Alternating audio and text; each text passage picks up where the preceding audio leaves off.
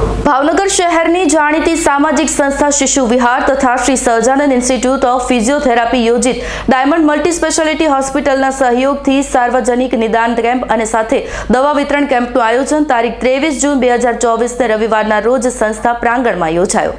ભાવનગરના જાણીતા નિષ્ણાત orthopaedic, neuro physician, MD physician, gynaecologist, paediatric, general સર્જન, ફિઝિયોથેરાપિસ્ટ, ફેમિલી ફિઝિશિયન, ડેન્ટિસ્ટ ડોક્ટરની ટીમ દ્વારા 235થી વધુ દર્દીઓની વિનામૂલ્યે નિદાન કરી જરૂરી દવાઓ તથા ડાયાબિટીસ, બીપી, ઇસીજી જેવી સુવિધાઓ દર્દીઓને નિઃશુલ્ક લાભ મેળવ્યો હતો।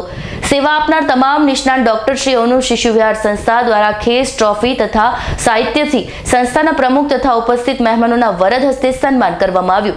આ પ્રસંગે Bhavnagar red cross blood bank દ્વારા ખાસ રક્તદાન શિબિર યોજવામાં આવેલ કે જેમાં ભાગ લેવા યુવા રક્તદાતાઓએ રક્તદાન કર્યું।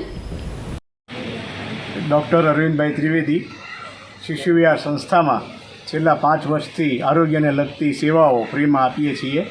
આજરોજ શિશુ વિહાર સંસ્થા દ્વારા શ્રી રાજુભાઈ, નાનકભાઈ, રીનાબેન તથા પરેશભાઈના માર્ગદર્શન નીચે ડૉક્ટર ભાવિકાબેનના સહયોગથી ડાયમંડ હોસ્પિટલ દ્વારા સહયોગથી સરસ મજાના એક આરોગ્યને લગતા કેમ્પનું આયોજન કરવામાં આવેલ।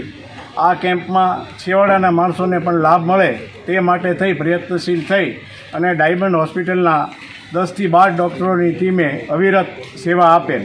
શિશુ વિહાર સંસ્થામાં આરોગ્યને લગતી જનરલ ઓપીડી સાંજે 4 થી 6 રોજ ચલાવવામાં આવે છે, તેમાં ફ્રીમાં દવા આપવામાં આવે છે।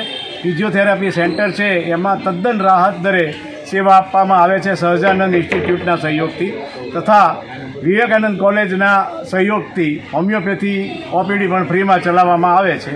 દરેક લોકોને મદદરૂપ થઈ શકાય અને સમાજમાં એક આરોગ્ય સરસ જળવાઈ રહે તે માટેના પ્રયત્નોના એક ભાગરૂપે અવારનવાર અમે મેડિકલ કેમ્પ, ચક્ષુદાન, ખાસ કરીને ચક્ષુદાનની પ્રવૃત્તિ કરીએ છીએ, રક્તદાનની પ્રવૃત્તિ ચાલુ કરાવેલ છે તથા મોતિયાને લગતા ઓપરેશનો દર વર્ષે એવરેજ 24થી 26 કેમ્પો ઓપરેશન સાથે કરીએ છીએ। આ આયોજનમાં લોકોનો બહુ જ સારો સહયોગ સાંપડે છે અને સંસ્થાના દરેક કાર્યકરો ખભે ખભા મિલાવી અને સેવા કરે છે। આ પ્રશંસનીય છે। Irfan Solanki, S9 news, Bhavnagar. અમારી તમામ માહિતીથી અપડેટ રહેવા માટે જોડાયેલા રહો S9 ન્યૂઝ સાથે।